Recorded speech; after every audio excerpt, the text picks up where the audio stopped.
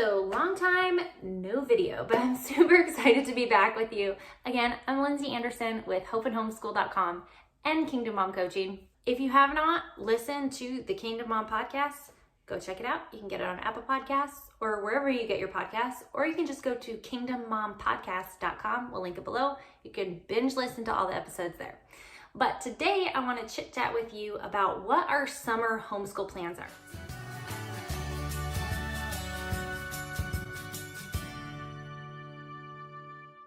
If you've watched any of my other videos, you know that we are year-round homeschoolers. We also are classical homeschoolers. So we follow a curriculum called Classical Conversations. We do things like Matthew C for math.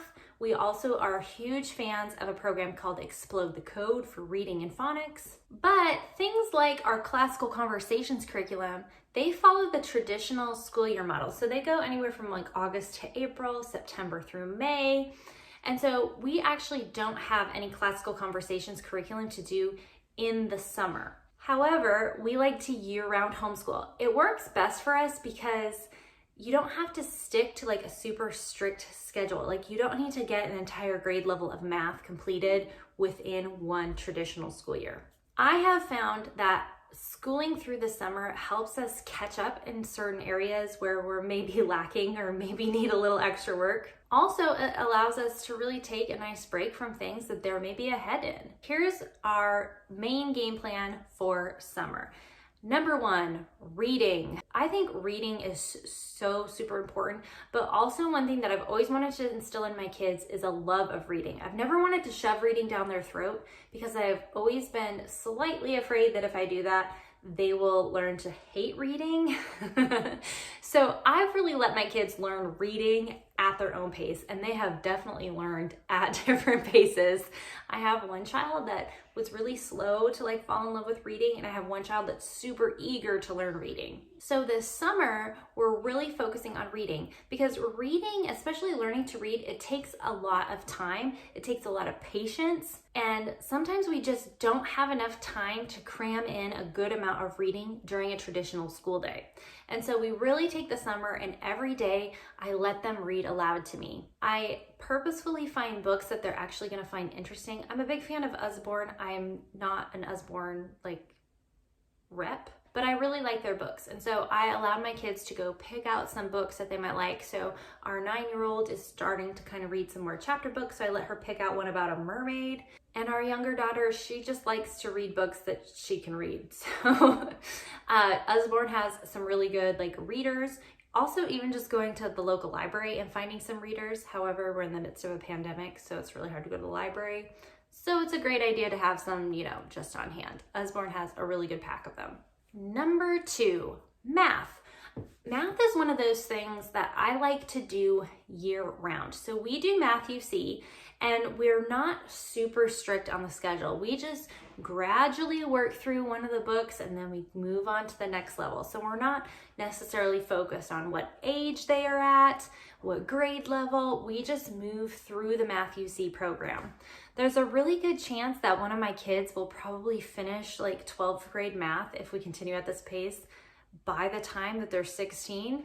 And there's another kid that'll probably finish just right on track. So it just totally depends. I like that approach because it allows them to work at their own pace. But what I have noticed is if we take a break from math for more than a month, there's this whole relearning period. Some people call it the summer slide. It happens to us whenever we take a break. And so I like to constantly be doing some sort of math. And again, we school year round, so we're not even necessarily doing math every day. In fact, we don't even homeschool every day of the week. So we might do math 2 to 3 times a week, and that's just a really good system for us. Number 3, handwriting. Okay, so handwriting is one of those things that I just am kind of lazy about. #momfail. You will find, if you're a homeschooler, that there's some things that you're really diligent about, and then there's some things that you just kind of let slide. Handwriting is definitely one of the things that I just kind of let slide. So we are really focusing on handwriting over the summer. With our 9-year-olds, we're practicing cursive. So she knows how to do all of her, regular letters. And so we're showing her how to do cursive, how to do it with really good handwriting.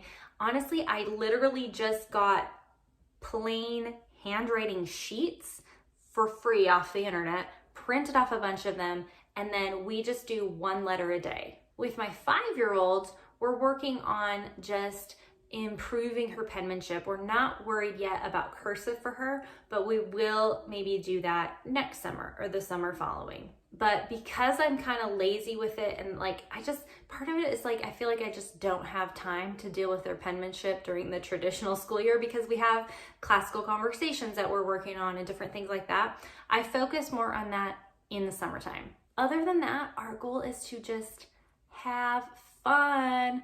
We're not really doing a ton of science except nature walks and learning about, just the things outside. We might read some science books, but we're not doing science experiments. We're not really doing anything with that.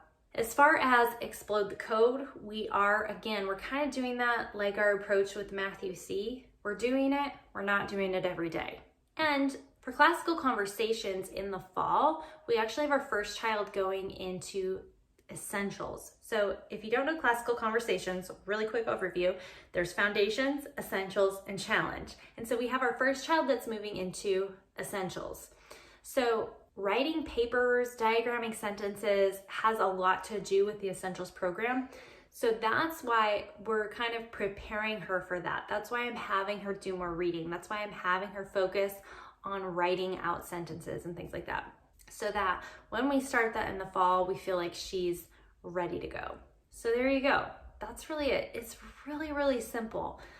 If you follow me for any amount of time, you'll find I'm kind of a super relaxed homeschooler. Hope that was helpful. I would love to know what your summer plans are. Go ahead and post them in the comments. Share with them on our social media. Follow us at Hope and Homeschool on Instagram. You can also find us on Facebook. We'll see you there. Bye.